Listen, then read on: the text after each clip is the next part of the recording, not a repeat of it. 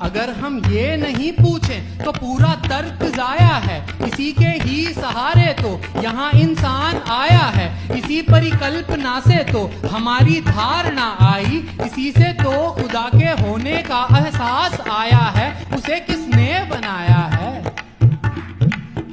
अगर उत्तर है ये उसको किसी ने नहीं बनाया है, तो अब तक आपने हमने महज भेजा खपाया है। तो अब तक आपने हमने महज भेजा खपाया है। अगर ये बोल सकते हैं कि एक तदबीर है ऐसी जिसे कोई नहीं गढ़ता, कोई तस्वीर है ऐसी, तो फिर इस कायदे से आप भी ये मानते हैं कि कहीं अस्तित्व में है कुछ बनाए बिन किसी के भी।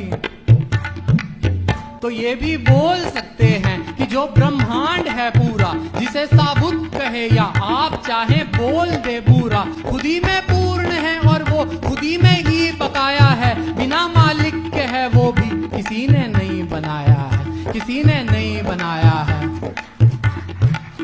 भला जब दूर इतना आके भी रुकना ही था सबको, किसी के सामने बिन तर्क के झुकना ही था सबको। तो फिर रुको जहां मन हो, तो फिर रुको कहीं पर भी, रुको फिर आसमानों में या चाहे तो जमीन पर।